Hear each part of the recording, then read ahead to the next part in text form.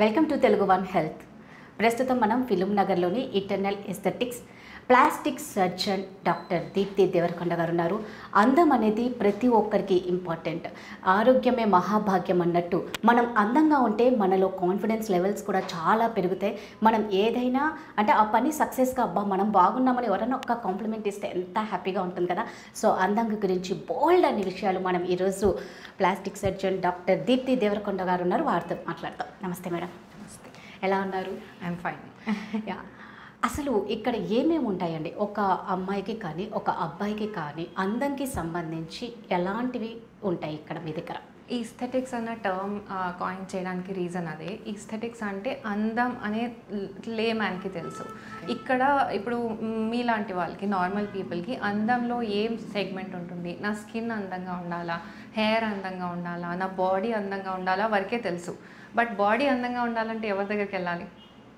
Skin అందంగా ఉండాలంటే ఎవరి దగ్గరికి వెళ్ళాలి? ఈ ప్రాబ్లం కామన్ మ్యాన్లో ఉంది.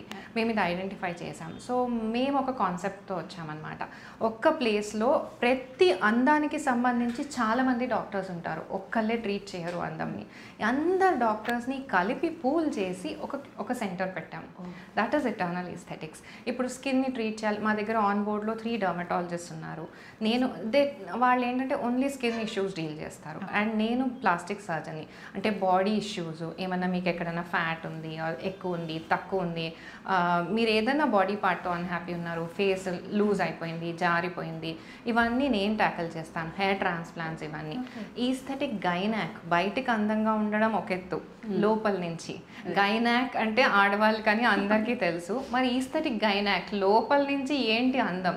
ఇక్కడ అందం కాదు, మోర్ అబౌట్ ఫంక్షనాలిటీ. అంటే ఇప్పుడు ఆడవాళ్ళకి డెలివరీస్ అయిపోయినాక యూరిన్ డ్రిబుల్ అవ్వడం, కొంచెం లీక్ అవ్వడం, ఇలాంటి ఇష్యూస్ ఉంటాయి.